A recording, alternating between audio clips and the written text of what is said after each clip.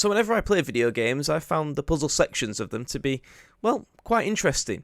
And that got me thinking about a series of games that branched away from its main title to create one of the most simplest but most enjoyable puzzle game series ever made. And that's exactly what happened with Portal and its sequel, Portal 2. A puzzle game where, well, you shoot portals and that's pretty much it.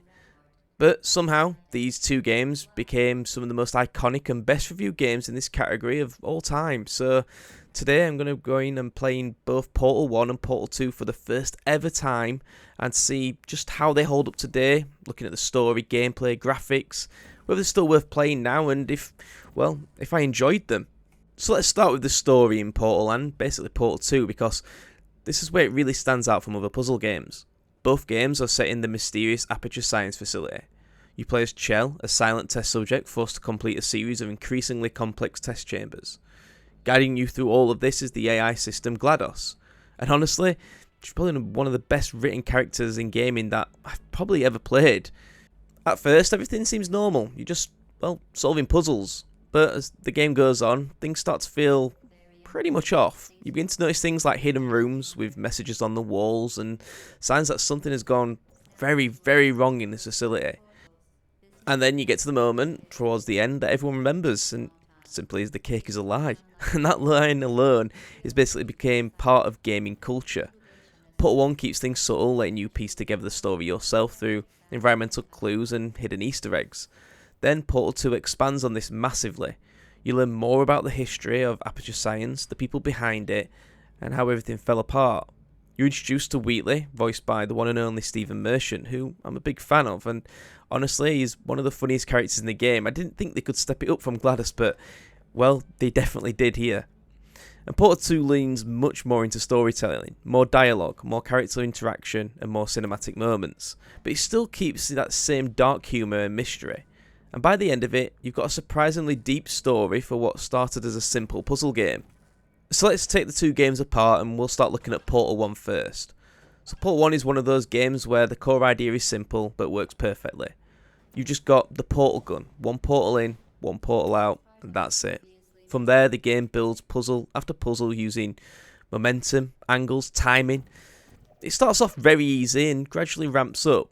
It does get harder as you go on, but it just never feels unfair or impossible. It's just a really smart puzzle design. And honestly, even now, it still feels pretty damn fresh as a game design. Now, the dialogue and atmosphere is just one of the things that stand out massively in Portal 1. GLaDOS is constantly talking to you, and it's delivered in this dry, sarcastic tone it genuinely is funny.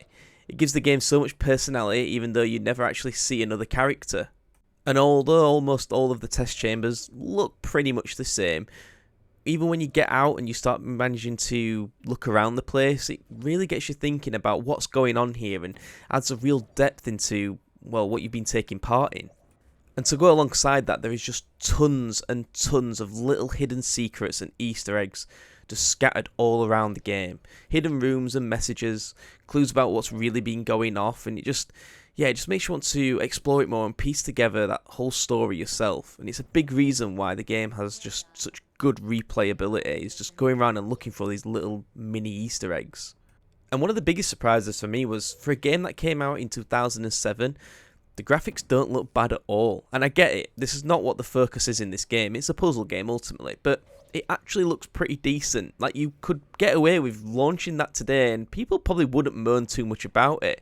It does remind me how it looks a lot like Half-Life 2, with it being basically an offcut from that game. And to be honest, I've never played Half-Life 2. It's something that I really want to get round to and playing. I've recently bought it in a sale, so we'll definitely have to try that out. But yeah, it looks pretty damn good. Now, in terms of the length and replayability of this game, there's actually quite a lot here. I mean, ultimately, the length of the game, if you're just going to play it through as a first time, it's probably going to take you around 2 hours, like there or thereabouts. Like I say, most of these puzzles aren't particularly hard. The longest one got me thinking around about, maybe 15 to 20 minutes. But ultimately, there's things such as challenge modes, there's speed runs, and like I say, you can go back and find all the little secrets that the game has to offer. And considering you can pick this game up to absolutely next to nothing in the sale, it's basically a must play. And review-wise, at launch, Portal was critically acclaimed. and today on Steam it still sits at overwhelmingly positive, which says everything you need to know, and I completely, once again, agree with these reviews. Ultimately, there's not too much to say about Portal 1, it's just a really well designed game. Yeah, it's on the short side, but to be honest, if you've got an hour or two spare, it's something you could easily just stick on and have a little blast with, powering through different little puzzles or trying to get your highest speed run trying to play the game.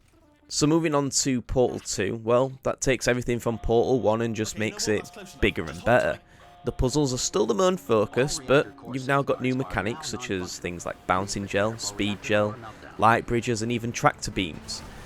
The scenes where you are dealing with the gel and you've got two of them on the go at once, it really adds another dimension to the game and really gets you thinking about how to complete the puzzle and get past it. They actually add a really nice layer of challenge and variety to these puzzles. And again, they start off easy but definitely get more complex as you go.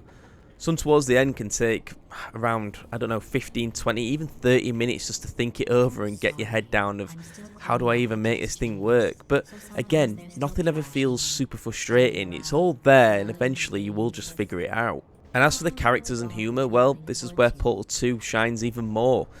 Like I mentioned before, Wheatley, who's voiced by Stephen Merchant, is just absolutely brilliant. His constant rambling and panic just adds to so much of the humour in the game, and combined with our old friend GLaDOS, the dialogue between them both is genuinely top tier. So moving on to the graphics, well, it's a big step up visually. Even today it still looks very, very good. The environments feel more alive and detailed, and even the sound design is pretty damn good. Like when you're stepping on certain things, it has that unique sound that you're walking on maybe a plate, or if you're walking on like the gunk section, you even hear that. It's very, very well made. It's just small things, even like opening a door, it feels so polished. And as for the ending of the game, well, that is also pretty well done.